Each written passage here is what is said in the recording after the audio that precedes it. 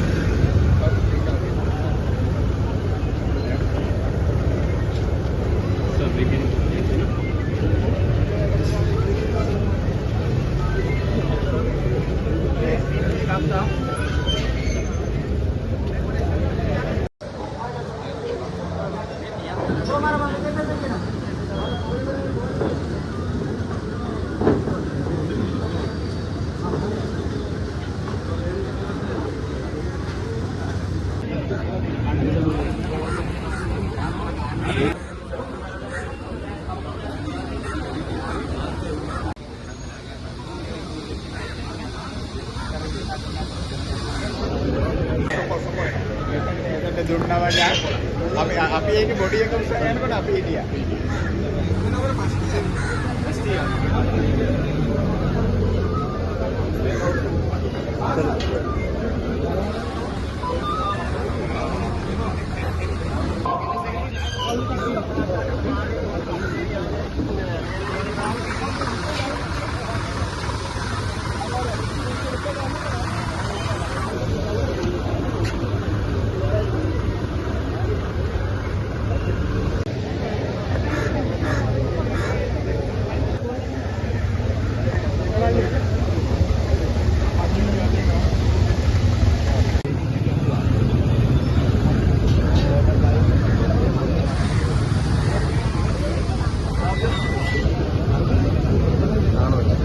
இந்த துப்பாக்கிச் சூட்டு சம்பவத்தில் உலக பாதாள குழு தலைவர் என்று சொல்லப்படுகின்ற கனைமுல்லை சஞ்சீவ என்று அழைக்கப்படுகின்ற சஞ்சீவ சமரத்தினம் மீதுதான் இந்த துப்பாக்கி பிரயோகம் மேற்கொள்ளப்பட்டிருக்கின்றது. காவலில் வைக்கப்பட்டுள்ள வழக்கு ஒன்றின் பேரில் வழக்கறிஞர் வேடம் அணிந்து சந்தேக நபர் ஒருவர் நீதிமன்ற வளாகத்துக்குள் வருகை தந்து நீதிமன்ற கப்பலுக்குள் நுழைந்த போது பாதிக்கப்பட்ட நபர் மீது துப்பாக்கிச் சூடு நடத்தியதாக காவல்துறையினர் தெரிவிக்கின்றார்கள்.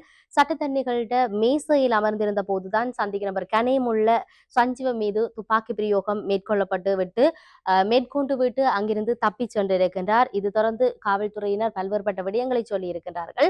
துப்பாக்கி சூட்டு சம்பவத்துடன் தொடர்புடைய சந்தேக நபரை கைது செய்வதற்காக விசேட அதிரடிப்படையினர் நடவடிக்கைகளை முன்னெடுத்திருக்கின்றார்கள். இந்த சம்பவத்துக்கு காவல்துறை மாதிபர் சென்றிருக்கின்றார். அதே போன்று விசேட அதிரடிப்படை காவல்துறையினர் உடனடியாக சம்பவத்துக்கு சென்று அந்த சந்தேக நபரை பிடிப்பதற்காக துப்பாக்கிச்சூடு பிரயோகத்தை மேற்கொண்ட சந்தேக நபரை பிடிப்பதற்காக பல்வேறு நடவடிக்கைகள் மேற்கொள்ளப்பட்டு வருவதாக சொல்லப்பட்டிருக்கின்றது. துப்பாக்கிச் சூட்டில் சஞ்சீவ காயமடைந்ததை அடுத்து கொழும்பு தேசிய வைத்தியசாலையில் அனுமதிக்கப்பட்டிருக்கின்றார்.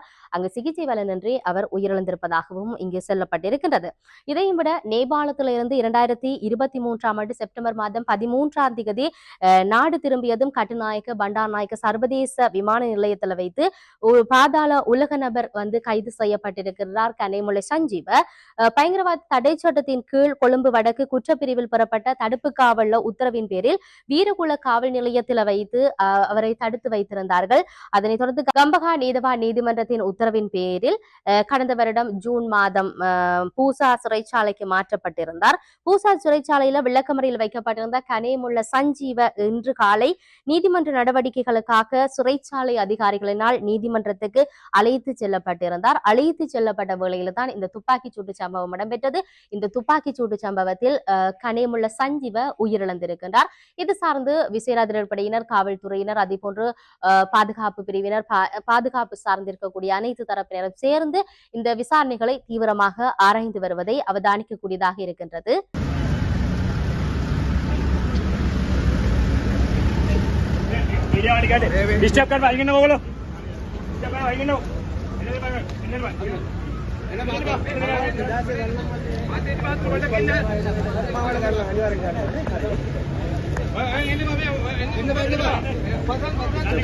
சப்போர்ட்டா